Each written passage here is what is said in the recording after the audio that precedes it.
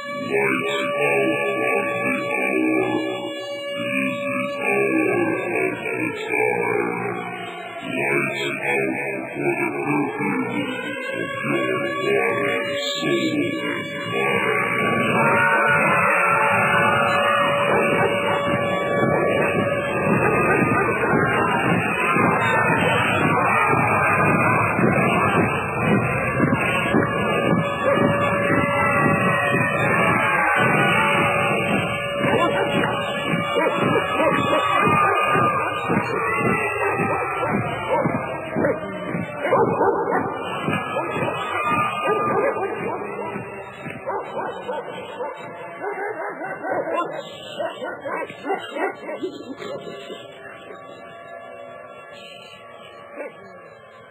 Yes, once again, you are listening to the Hour of the Time.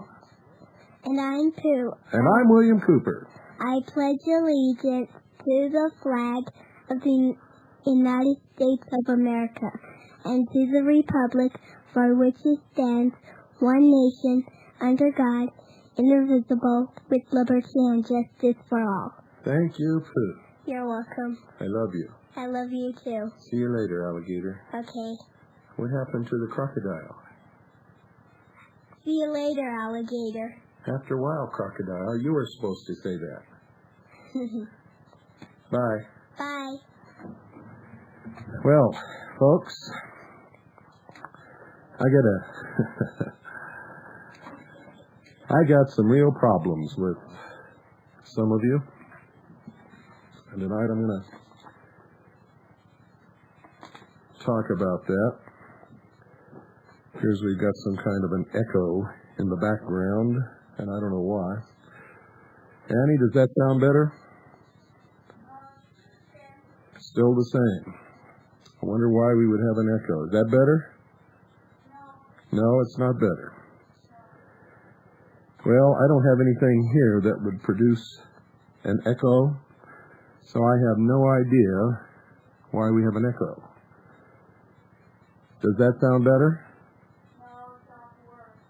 Sounds worse? Well, let's get it up here then. How's that? Still the same, huh? Okay. Well, I don't know why we have an echo, ladies and gentlemen, and there isn't anything that I can do about it. Nothing whatsoever. I don't have anything here that produces an echo. I haven't changed anything here. Last Friday night, I guess we were having some problems with some equipment that they installed, and I guess we're still having some problem. If it sounds like I'm absent-minded, it's because I'm trying to look around here to see if there's anything whatsoever that I have done or can do to eliminate whatever it is that's happening.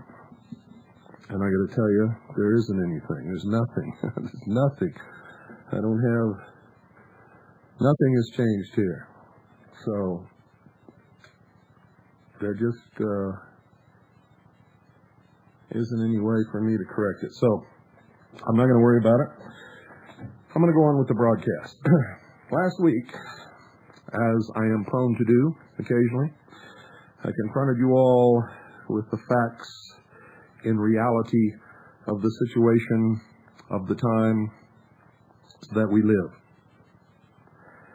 I didn't pull any punches, and I didn't tell you any lies. I told you the truth. And I informed you, and you should know by now, that on a national level, you're not going to get anywhere. When NAFTA was up for a vote, there was 1,000 to 1 calls and faxes against it. Dole and Gingrich and all of the leadership of the conservative political movement said that it would never pass. They would all vote against it. They would make sure that it didn't go through because the American people didn't want it. Now tell me, what happened? And I could name you 5 million other examples easily.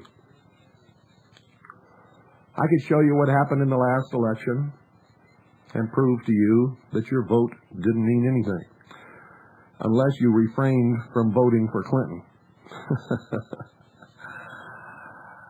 But if you did, so many other people voted for him, it didn't matter who you voted for as a conservative because the vote was split in so many different chunks, there was no chance.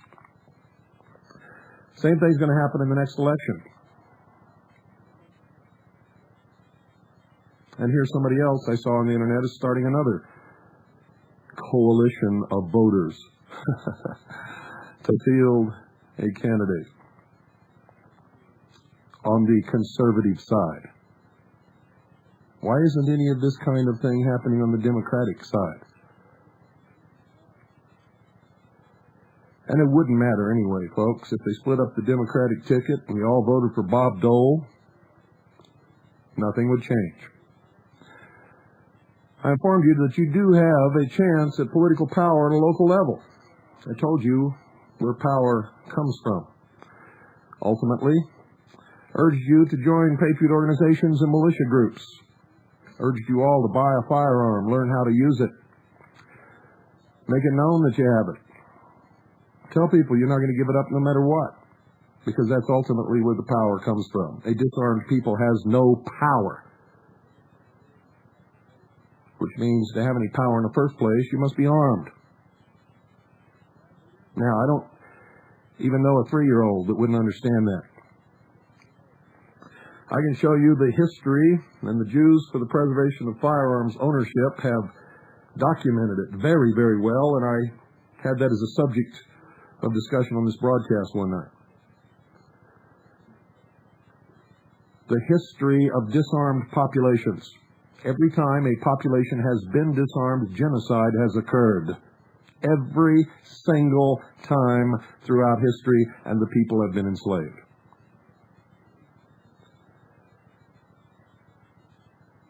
Those are facts. This also is a fact.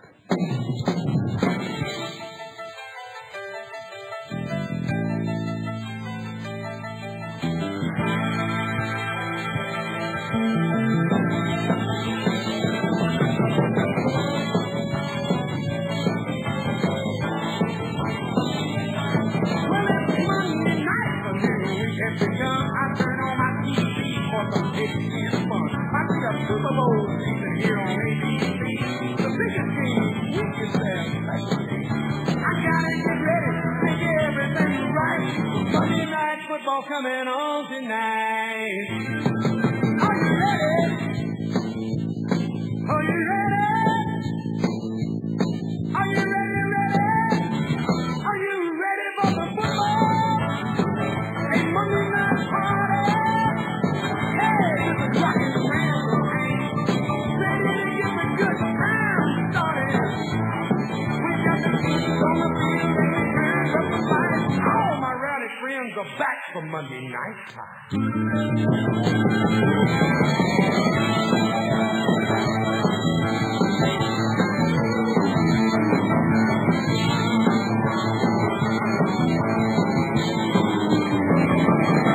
Now everyone watches this primetime show. New York, Nashville, San Francisco. We love to watch the kickoff as the game begins. Pretty cheerleaders and last-minute wins. The screaming crowd and the linebacker stairs. Scrambling quarterbacks and receivers in the air. The kids are coming, the backs are cutting inside. Everybody turns it up Monday night. Everybody's there. It's party, man. We got to hang out, man. They got the thing started. We got the week, it's the time that's right. All my rowdy friends are here on Monday night.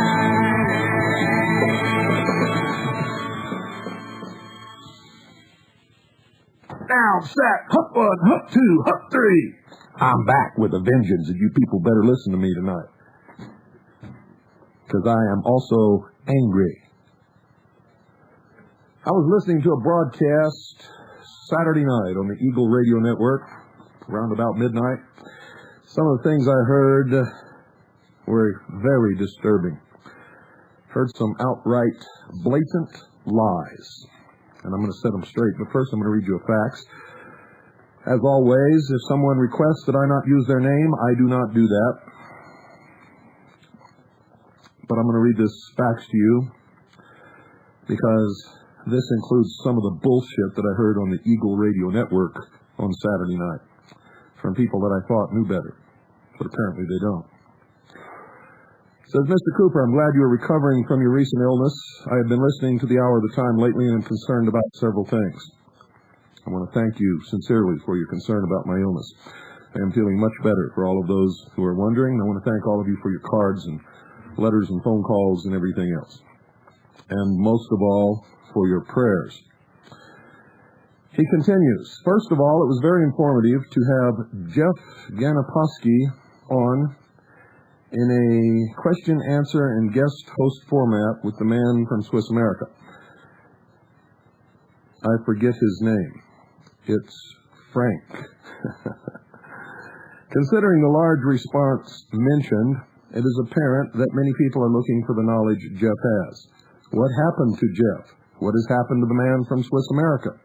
It seems to me they've either been abruptly canned or have chosen not to come on again. I'm left wondering if there's a personal conflict or other problem. That would be a real shame. I'd like to hear more from Jeff and people like him, even if their views don't precisely match yours, or they won't take an oath to uphold a certain document because of conscience. This diversity makes your show even more interesting as a useful gathering place and encourages constructive discourse. It's difficult for me to address that paragraph, ladies and gentlemen, because this shows that the gentleman is coming from a position of ignorance that is beyond my capability to cope with. The first thing I want to tell you, my friend, and everybody else who's thinking along those lines, this is my program. The Hour of the Time belongs to me, William Cooper, nobody else. Doesn't belong to the sponsor, doesn't belong to anybody, belongs to me. I have no problem with Jeff or Frank. Frank, in fact, is a good friend of mine and is a member of the intelligence service. Jeff, I believe I met in Atlanta a long time ago, but it's been so long that I'm not sure if this is the same Jeff or not. Frank stood in for me as a personal favor because I was so sick and my voice was gone. I couldn't do the show. If I was just ill, even if I was dying, I would have crawled in here and done it, but I didn't have a voice. So Frank stood in as a personal favor to me. Frank called his friend Jeff and asked him to be a guest. Long before Jeff was ever on this broadcast, I was talking about the subjects that he covered for 4 solid years, my friend. Where were you?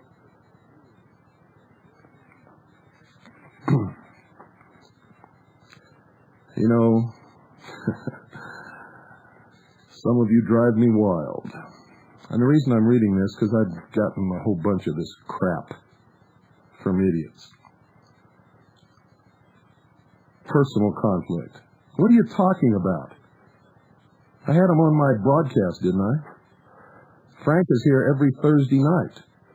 If you'll just listen, I don't know what happened last Thursday night, but he'll be here this Thursday night and every Thursday night unless something happens. Jeff, I don't know Jeff. Like I said, I think I met him in Atlanta. If it's the same Jeff, but it's been so long ago, I don't know. But he was on my broadcast, wasn't he? I don't understand your problem. I don't understand a lot of your problems. It's like you've got something missing between your ears. And he continues, your denunciation Friday night of the people in Texas, which is a blatant lie. I did not denounce anybody in Texas. In fact, I said specifically that if they could prove to me that what they're doing is legal and right within the law, I would support them 100%. I like what they're doing. But you see, I don't come from an emotional belief system point of view. I don't get involved in something unless I know it's right. I have to examine it. I have to study it. I have to know that it's the right thing to do before I jump on anybody's bandwagon. Last Friday night, I had just gotten their documents.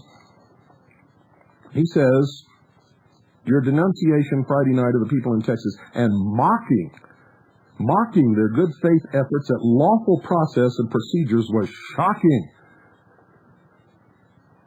Well, what is more shocking than anything is that you even got anything near that out of that broadcast. I specifically stated that I didn't want them to stop if they can prove that what they're doing is right and legal in the law, and the principles that they're basing their actions upon in history and the historical incidents that they're citing are really true and correct.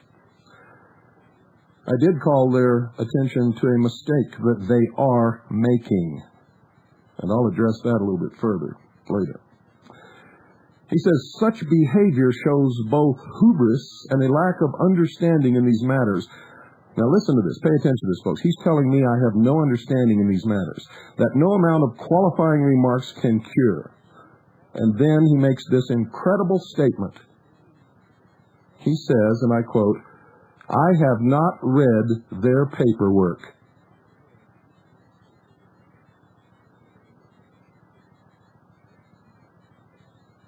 You're telling me that I have a lack of understanding in these matters, and then you tell me that you're calling me to task and you haven't even read or seen their paperwork. You don't know what you're talking about.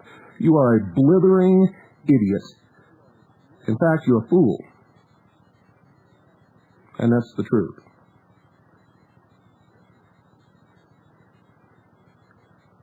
He says, it seems your conclusion that these people brought themselves under the world court under United Nations jurisdiction is without foundation and mistaken. Well, in just a few minutes before this broadcast is over, I'm going to show you, prove to you,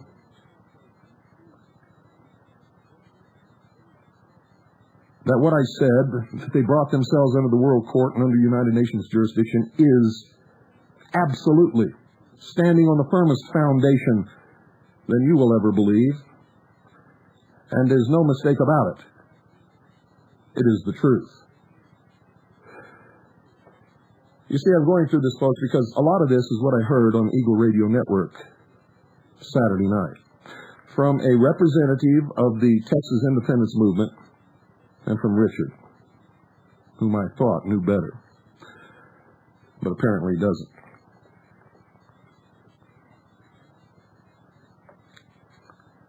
He goes on, Samuel Adams said, well, that free men have the natural right to enter and leave any society they wish.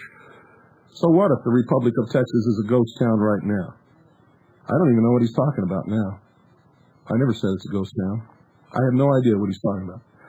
He says those living in the state of Arizona are welcome to choose a different path for themselves.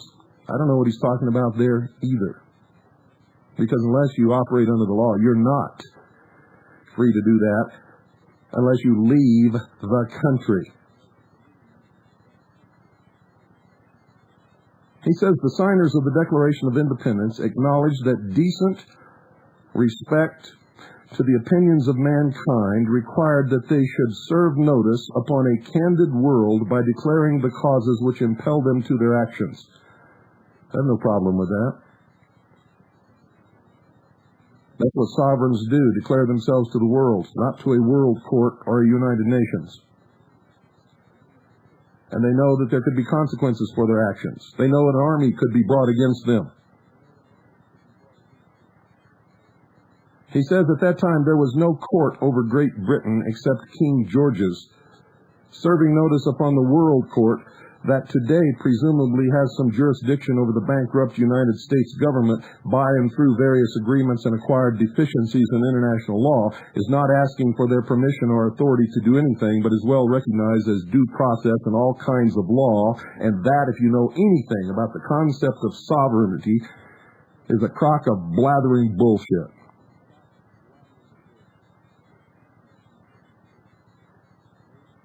The first consideration in any legal action is the matter of jurisdiction. Jurisdiction. Ask any judge. Consult any law book. Talk to anyone who has gone through the sovereignty process. Look at the history of the behavior of nations.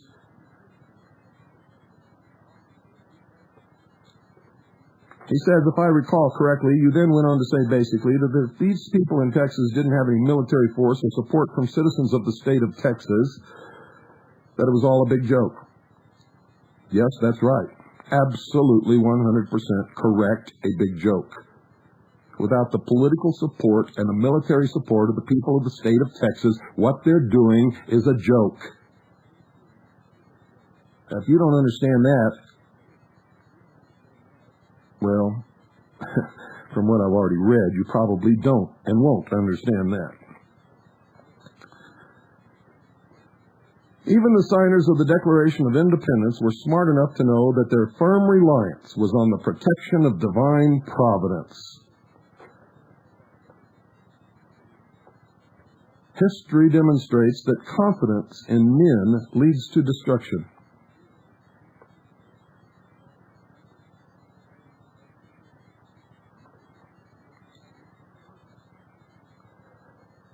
I believe that probably several 100,000 Christians who were thrown to the lions had a firm reliance on the protection of divine providence.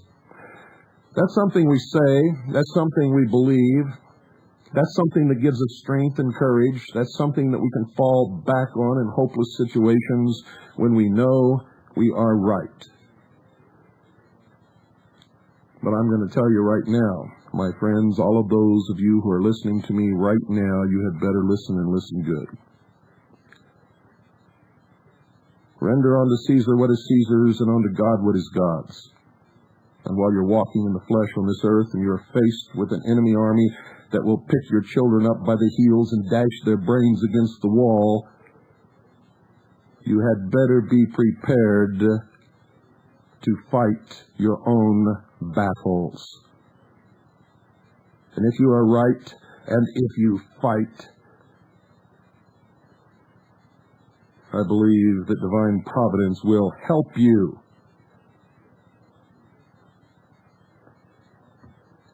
But I'm going to tell you right now, if you got 200 people meeting in a hall in the state of Texas, or in the state of Illinois, or in the state of New Jersey, or in the state of poverty, I don't care, and you are pretending to speak for 10 million people who don't even know of your existence,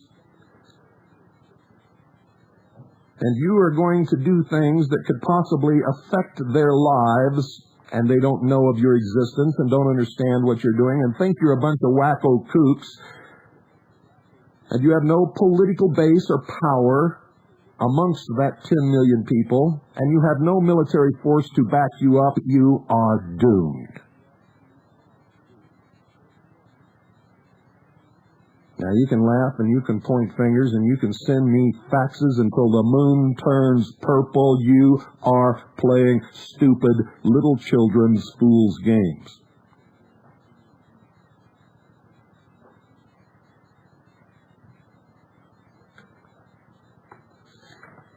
And if you don't understand that, then I don't care if you can prove what you're doing right. If you don't understand the very basic premises in common sense,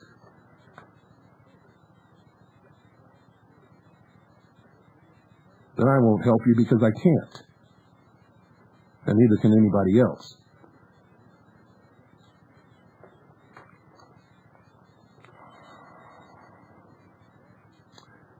Your seeming repudiation to all reference to Christian or Jesus Christ as used in lawful process and procedure has no basis in light of early American custom and law. My friend, we're not living in early America. We're living in 1996. And whether you agree with the law or not, the courts in which you're going to find yourself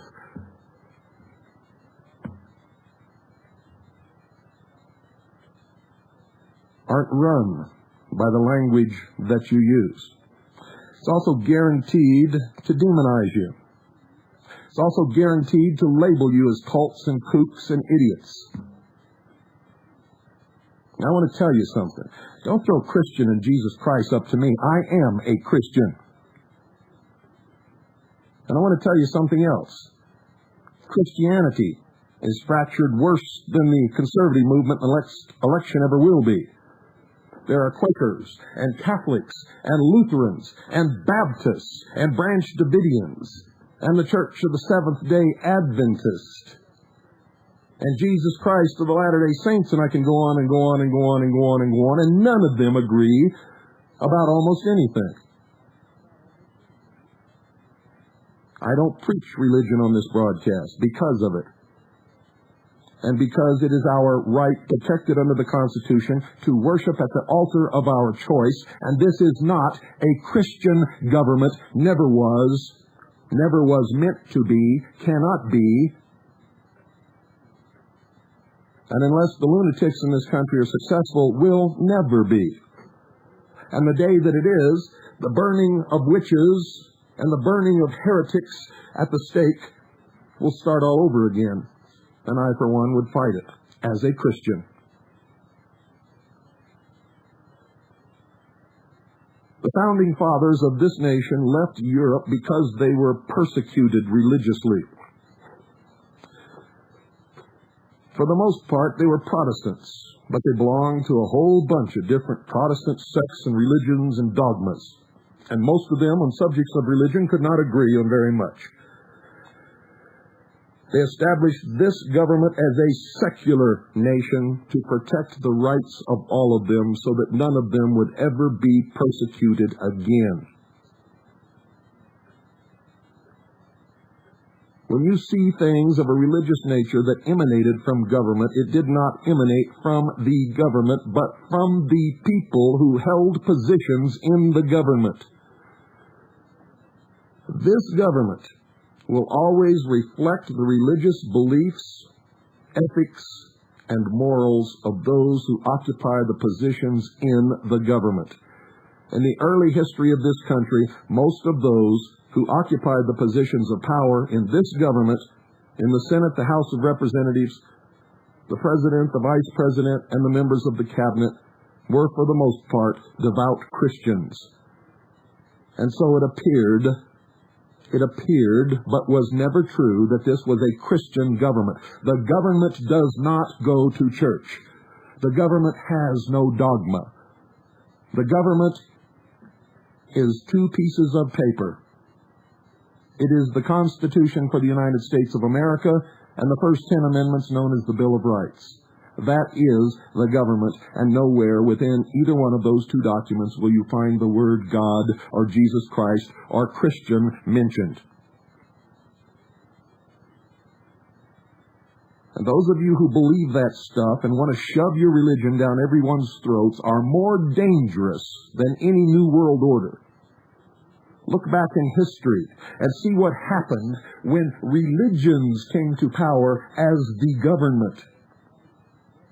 And you will find that hundreds and thousands and over the years millions and millions of people were killed in the name of that religion. And if you think it wouldn't happen again in the future, you're wrong. Because that is the nature of religion. And don't tell me it's not. And don't tell me Christians would never do such a thing. I can take you by the back of the neck and shove your face into a history book and prove you wrong on every single count of it.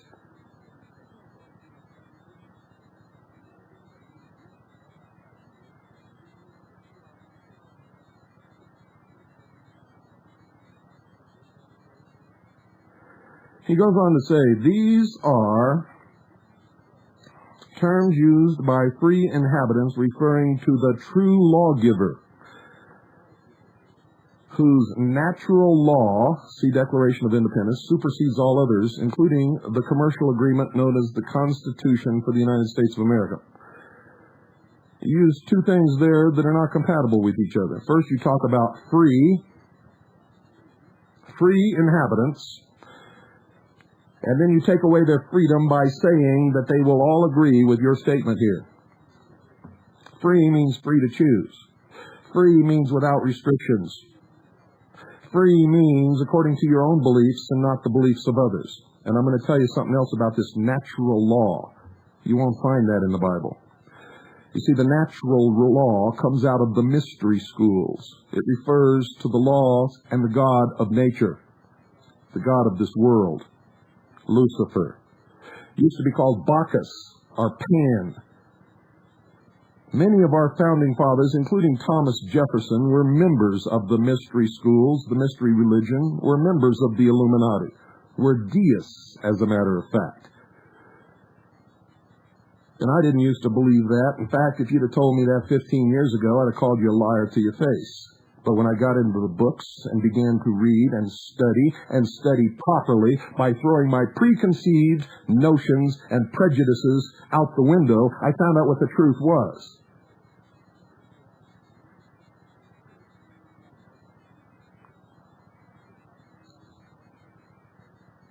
Thomas Jefferson hated the Bible. He hated the God of the Bible. He ripped the Bible to pieces and wrote his own Bible.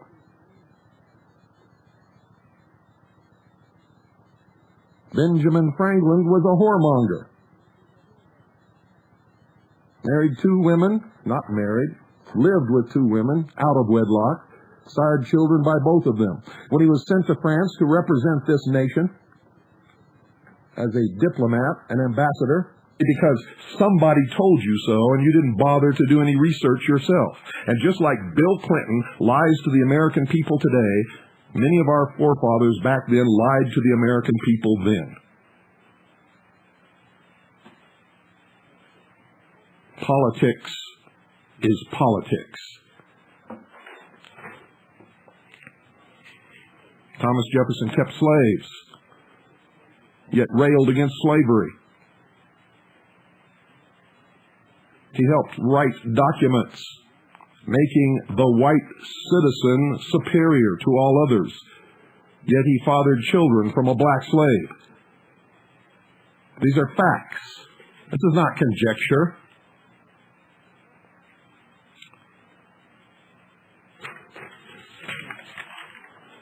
Now let's go to Texas. I have their documents here. And this is a whole fistful of documents that they have sent to various people, including the President of the United States, the World Court, also known as the Court of International Justice. Now, the representative from the Texas Independence Movement on Saturday night blatantly lied to the radio audience, and Richard, the host, backed him up 100%. Again, coming from a point of emotional belief. Liking it, wanting to believe it, and so backing it 100%, and it was a lie. He said that the World Court had nothing to do with the United Nations, and was, in fact, in existence before World War I. I'm going to prove that's a lie here in just a few minutes. Total lie. Richard backed him up. Then they began to castigate me for telling you the truth. Richard made a statement that I believe that I'm the only source of information. And I've told you over and over again that that's not true. So Richard lied to you. I've told you over and over again not to believe anybody, not even me. I've admonished my audience for 4 years, and I've told you that. I have told you to listen to everyone, read everything, believe no one unless you can prove it. I've admonished you that you are the only true source of information, and only if you have proven that it is correct. I have told you that this broadcast will not mislead you, that everything that we put out on this broadcast is documented. And we give you the sources. And if it's not documented or it can't be proven, that I tell you that it's my opinion. And if I make a mistake, I correct that mistake on the air if you can prove that I've made a mistake, and I've made several, and I have corrected them on the air. We do the same thing in Veritas when we make a mistake, only we publish the retraction and correct it on the front page of our newspaper. Nobody else in the country does that. If you can even get them to correct a mistake, you'll find it buried in some way back page where nobody ever sees it in fine print, mixed in with the auto for sale ads. Now, this Texas Independence Movement has sent these documents for approval to the Registrar of the International Court of Justice. Attention, Jean-Jacques Arnaldes, Deputy Registrar, 2517 KJ The Hague, the Peace Palace, the Netherlands.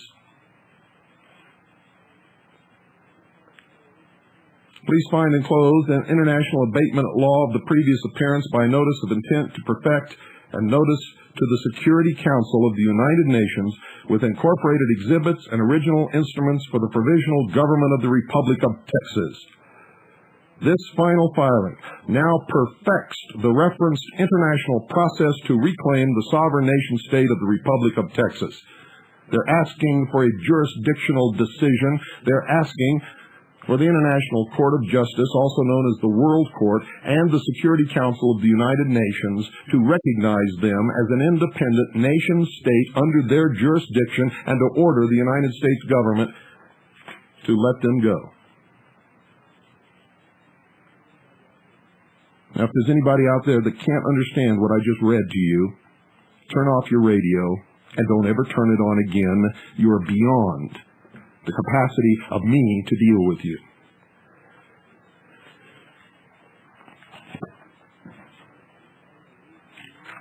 What I'm going to read to you is from the 83rd Congress, Second Session, Senate, document number 164, Review of the United Nations Charter, and I have on this desk 6 other books which all say the same thing. Compilation of staff studies prepared for the use of the Subcommittee on the United Nations Charter of the Committee on Foreign Relations pursuant to Senate Resolution 126, 83rd Congress, presented by Mr. Wiley. August 2nd, Legislative Day, July 2nd, 1954, ordered to be printed with illustrations, United States Government Printing Office, Washington, 1955. The International Court of Justice. Listen carefully, you blathering idiots, and especially you people in Texas. And let me tell you something about dealing with research. You'd better be the best researcher in the world before you call me to task on something that I've documented and said on this broadcast, because I will chop you down to your toenails. The International Court of Justice has probably had virtually a uniformly favorable acceptance among the member states of the United Nations. Perhaps the 2 most important factors in this acceptance are these. 1, the Court has continued to maintain the high standards of jurisprudence which characterized predecessor tribunals, and 2, it has handled a limited number of cases which have not generally involved the more controversial political issues of the day. The fact that the court has been used only infrequently is not a critical reflection on the court. Its primary function, as in the case of any court, is to interpret and apply the principles of the legal system of the society which it serves, so that the society may conduct its affairs in a peaceful and orderly manner. Seen from this point of view, the court reflects the realities of the international system.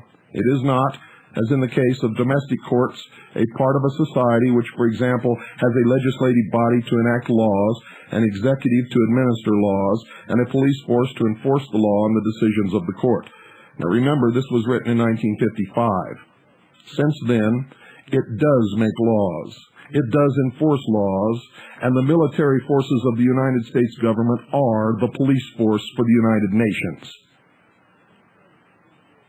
Given the present state of world society, some would go so far as to say that the court's intrinsic value at this time is to be measured not so much by its contribution to pacific settlement of disputes as by its contribution to the development of international law. When they say Pacific in this text, ladies and gentlemen, they're not referring to the Pacific Ocean or the Pacific Rim, but to Pacific as peaceful. Bearing these qualifications in mind, this staff study examines briefly the background of the International Court of Justice, also known as the World Court, its position within the United Nations, its organization, procedures, and jurisdiction, the volume and nature of its work, and certain proposals to change the nature of the court or to broaden its jurisdiction. Remember, this was 1955. It has a much greater jurisdiction today and is recognized by all nations. The International Court of Justice evolved out of the Permanent Court of International Justice established in 1921 in accordance with the Covenant of the League of Nations. The origins of both courts, however, are to be found in the modern development of efforts to settle international disputes on the basis of law, the first steps in this direction being the establishment of arbitration procedures, and the first court was a court of arbitration. Throughout this development, the United States has played a leading role. And along those lines, ladies and gentlemen, let me inform you right now, in case you haven't figured it out, the United States is the United Nations. The United States created the United Nations. The United States has always funded the United Nations. The United States military forces are the police forces of the United Nations. And I could go on and on and on. The first notable instance of international arbitration in modern times, for example, was the provision in the American-British Treaty of 1794, known as the Jay Treaty. Significant advances with respect to international arbitration were made at the Hague Conferences in 1899 and 1907. The United States played a prominent part in both conferences. At the latter conference, the first serious effort was made to establish a true international court. You see, a court of arbitration is not, in fact, a court, but is where both parties agree to present their case and be bound by whatever the decision is of the arbiter. Again, it was the United States that took the lead. The nations represented at the conference proceeded to draw up plans for an international court of arbitral justice.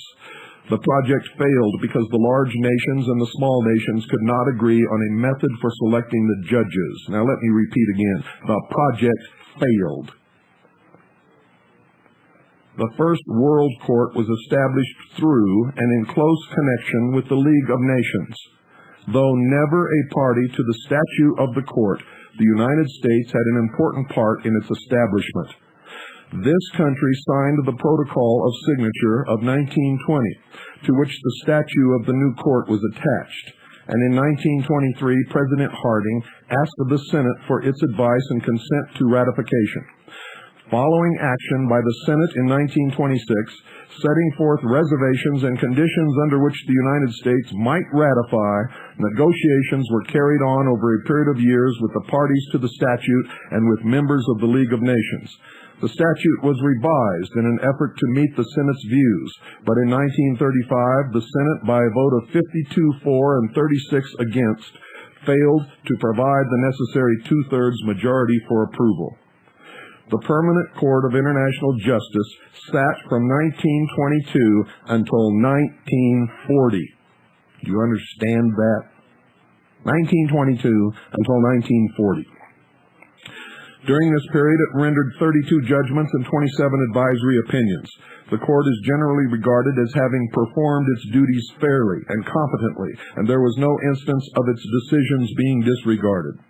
During the negotiations concerning post-World War II arrangements, it was fully agreed that the record of the old court was such that it should be reinstituted or a new one established along the same general lines. You people ought to know better than to tell lies in public on me. Most of you, not all of you, some of you are really good researchers. Most of you don't even know what the meaning of the word is. Research to you is asking somebody. You blow my mind. Especially if you've been listening to this broadcast for as long as some of you who do these things say you have. I should have taught you better by now.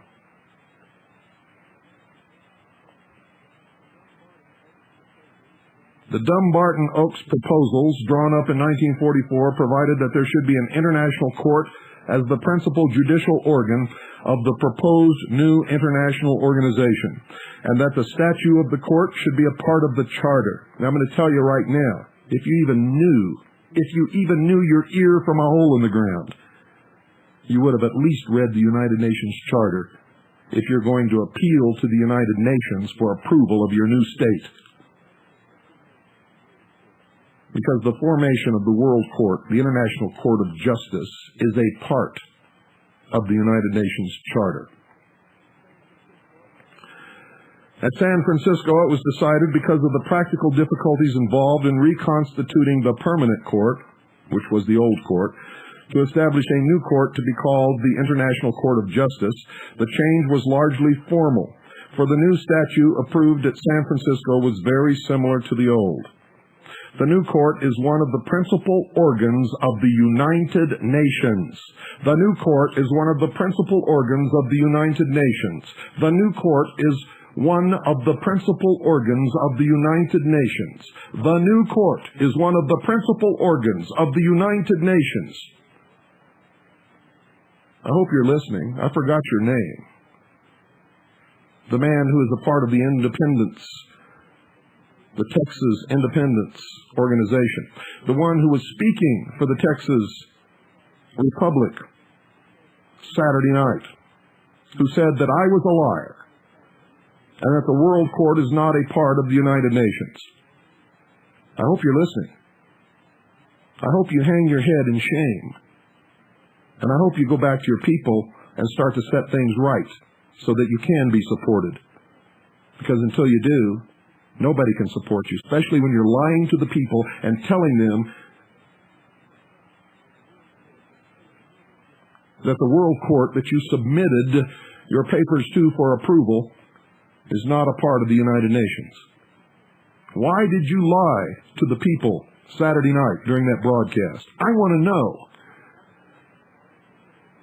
Because one of the questions brought up by some of the callers was, why would you want to form a sovereign nation state and then appeal to the United Nations for approval and give up your sovereignty in the same breath? That was a question that I also asked. Unless it was intended that the sovereignty be given up, not just for you, but all of us. And what leads credence to that thought is when you turn around and lie to the American people and tell them that the World Court is not a part of the United Nations, when it is.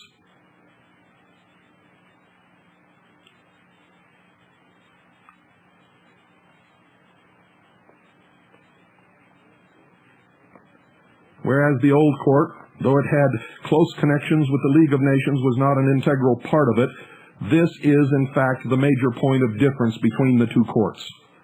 The position of the new court in the United Nations is defined in Chapter 14, Articles 92 through 96 of the Charter.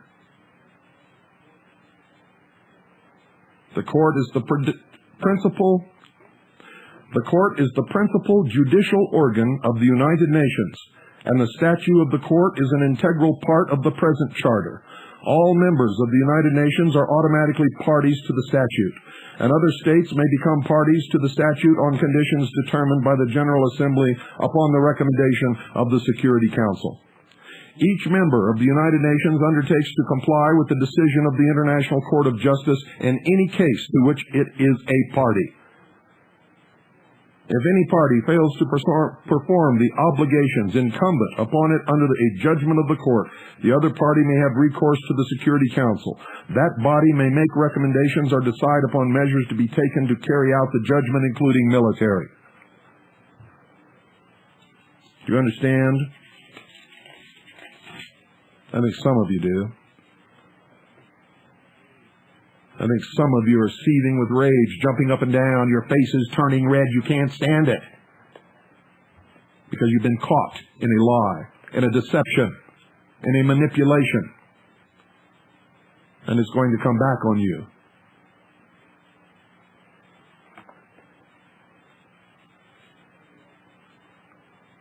I'm going to tell you right now, there's lots of information all over this country. It flows out of every orifice and every book and every library, every newspaper.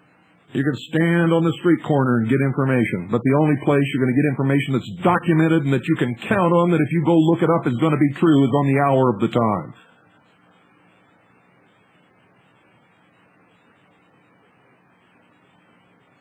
In other places, you're going to get some true information. You may even get a lot of it.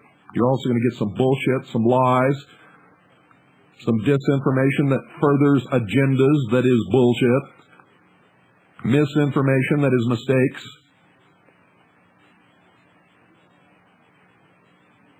And if you don't know how to sort through it and do your own research, you're always going to be led around by these clowns who lie to you.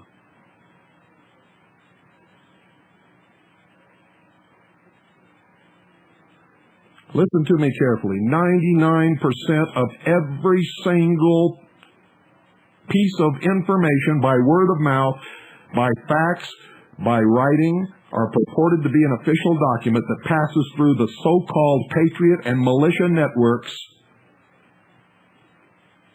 is fake, phony, is a lie, is disinformation.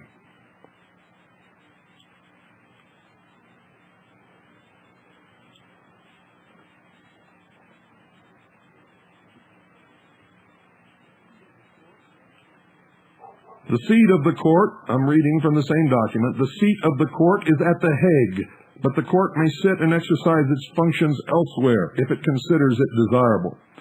The court is permanently in session. It is authorized to establish its own rules of procedure and did, in fact, adopt those of its predecessor. The expenses of the court are provided for in the United Nations budget. The salaries of the judges are fixed by the General Assembly and may not be decreased during the term of office. The court has two different types of jurisdiction. One is jurisdiction with respect to contending parties, the so-called contentions cases. The other is its role with regard to the rendering of advisory opinions. In contentious cases, only states, not individuals or international organizations, may be parties before the court. It is open to states which accept the jurisdiction of the court and which adhere to the statute, and to other states on conditions laid down by the Security Council. There are states that have accepted the jurisdiction of the Court of International Justice by treaty and by agreement. If you are not under the jurisdiction of the court,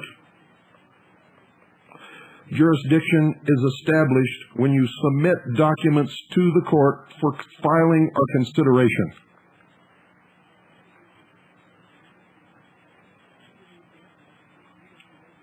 And in the event of a dispute as to whether the court has jurisdiction, the matter shall be settled by the decision of the court.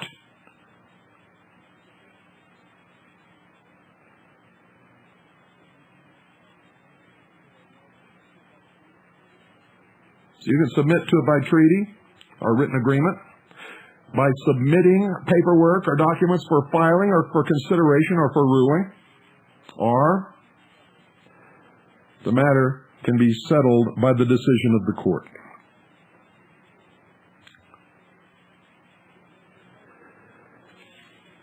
It has been noted that under Article 36, provision is made for the automatic or compulsory jurisdiction of the court as between states under certain conditions. As applied to international disputes, the origin of compulsory jurisdiction is to be found in the history of efforts made to provide for obligatory arbitration. Some sort of special agreement between the disputants was nearly always necessary in order to bring arbitration machinery into operation, so that in the last analysis, each party to a dispute was in a position to decide for itself whether the agreement to arbitrate was applicable. These people didn't even do their research in order to find out if the court had the jurisdiction to order the United States to obey it. In the treaty, the United States the United States, ladies and gentlemen, made provision. Where is it?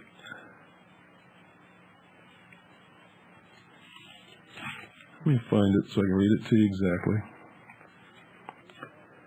Here it is. The United States filed a declaration of acceptance of the court's compulsory jurisdiction in 1946 on a reciprocity basis and subject to termination after 5 years on 6 months' notice. The United States has renewed it religiously every time it's expired. The United States Declaration further stipulates that the declaration does not apply to A, disputes the solution of which the parties shall entrust to other tribunals by virtue of agreements already in existence or which may be concluded in the future, or B, disputes with regard to matters which are essentially within the domestic jurisdiction of the United States of America as determined by the United States of America. And they are going to determine that any dispute with the state of Texas is a domestic jurisdiction unless the World Court rules that it is in their jurisdiction. But since you've submitted the paperwork, whether the United States agrees or not, the state of Texas, not the state under the United States, but the newly formed state, formed by these 200 people, is under the jurisdiction of the World Court. You gave them jurisdiction merely by filing your documentation, you blathering idiots. And then you get on the radio and tell me that I'm full of crap. You better grow up.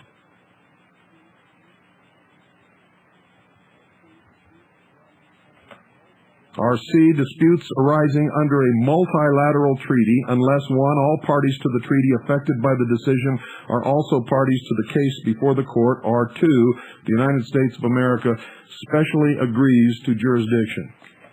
So there you have it. There you have it. Now, there were a lot of other lies and bullshit spouted on Saturday night that I'm not even going to get into because it's a waste of my time. Total waste. And it has nothing to do with most of the American people anyway. But the major lies that we're told have been exposed tonight. And now you know. And when they get up and tell you their lies again, boo them right out of whatever hall they're speaking at. You cannot be a sovereign nation if you submit to the jurisdiction of a higher nation or of a court. The laws of nations, if you'll go back and really study them, were what was agreed upon as proper behavior between nations, as to military forces, treaties, trade, the exchange of ambassadors, and such, and there was no world court that decided these things. Sovereigns don't ask for permission from anyone. And that's why if you don't have a strong military to back up what you're doing is masturbating. Good night, and God bless you all.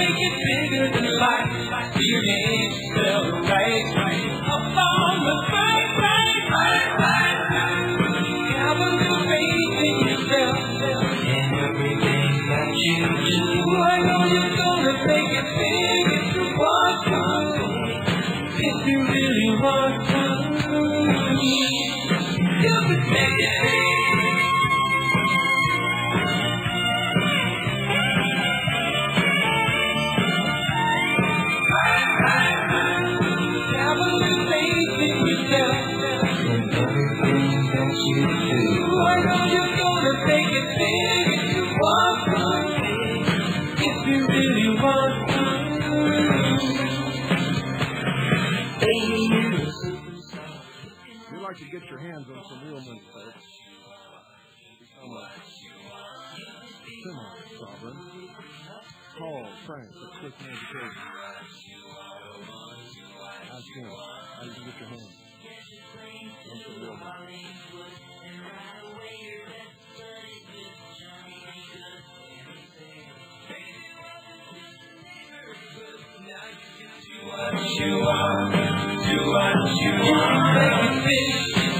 Make it bigger than life. Your name spelled right. Up on the right. Have a little faith in yourself and everything that you do. I know you're gonna make it big if you want to. If you really want to, you can make it big.